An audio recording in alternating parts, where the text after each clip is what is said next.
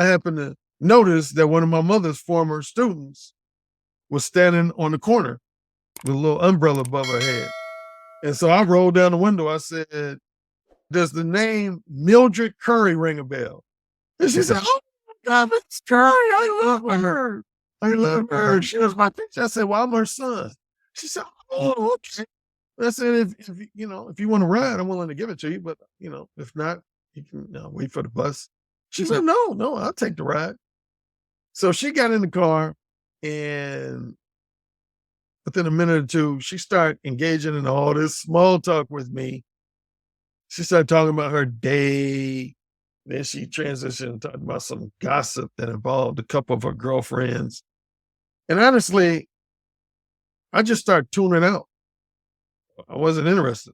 And she was perceptive enough to pick up on that.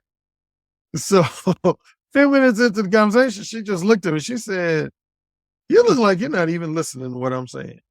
You're like in your own world. Now, the normal old gentleman, Alan Roger Currie, would have been pleasantly phony and said, oh, no, I'm listening. Sure, continue. Let me hear these stories about your girlfriend. But at this point, I had become so real and authentic that, I just told her, I said, I'm going to be honest with you. Let's call her Janelle. I said, Janelle, I don't give a fuck about none of the stuff you're talking about. And she just was like, damn, wow. Tell me how you really feel. I said, I'm just being real. I don't give a damn about this gossipy stuff you're talking about. She said, okay, well, what do you want to talk about? I said, because she had on these black leggings, like we used to call them back in the day, bicycle pants. And they were real tight and form-fitting, and she had a pretty nice body. I said, Janelle, the number one thing on my mind is sliding down them tight leggings, bicycle pants you got on, and just bending you over and fucking the shit out of you doggy style. And she said, what? What? Did you just really say? I said it don't, get all these theatrics, because that's all they are. That response right there is just theatrics. You're not in total shock and disbelief over what I said. You know when men look at that nice, round, juicy ass of yours that they thinking about fucking you. You know that. Don't play that role with me. And then she just got quiet and stared out the passenger window. Like it was like about a 4 or 5 minute stretch where she just wouldn't say anything, good or bad. She just looked out the window.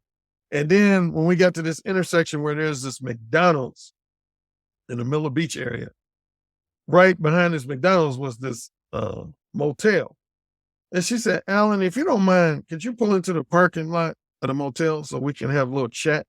I said, sure. So then she just looks at me. And she says, okay, I'm going to confess. I said, okay. She said, I'm very turned on right now. And I said, truthfully, I'm not too surprised by that confession. I said, that's what I expected. And she said, really? I said, really? She said, yeah, I'm very turned on. She said, so how did you become this way? A lot of women do that. They want to know. When you're that verbally bold, a lot of women want to know your backstory, your origin story. And she was like, how long have you been this way? And, I didn't go into too many details. I just said, for at least 5 years, I've just been straight to the point with women. And then she went on to give me some insight. She said, well, I'm going to let you know this, Alan. This is something most women won't be honest with you about. But she said, us women, if I had to generalize all of us, as you kind of alluded to yourself, we know as soon as a man is friendly with us or flirtatious with us, we know he ultimately wants to get in our pants. That's not like rocket science for us. We know pretty much all heterosexual men want to get in our pants if they find us physically attractive. But she said, here's the thing though. We tend to assume that virtually none of them are going to be bold and straightforward like you just were with me.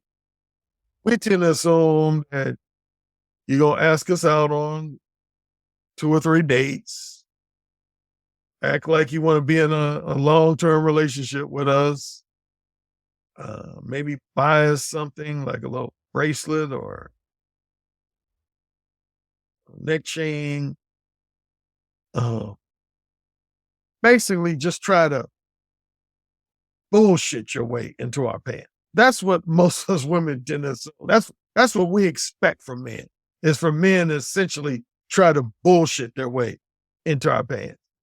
And once men do that, sometimes we recognize it early and just, don't mess with the guy. Or if we're really attracted to the guy, we might do a little bit of game playing ourselves.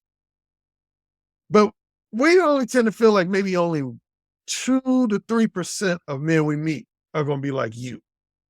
Are just going to like cut through the bullshit and be like, yo, I'm attracted to you, think you're sexy, we need to fuck.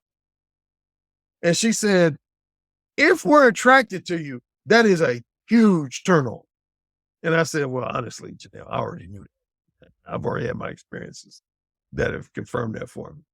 She said, yeah, it's a huge turn on when a guy is really, really bold and straight to the point. Now, honestly, if we're not attracted to you, it could probably have the opposite result. We'll be totally turned off.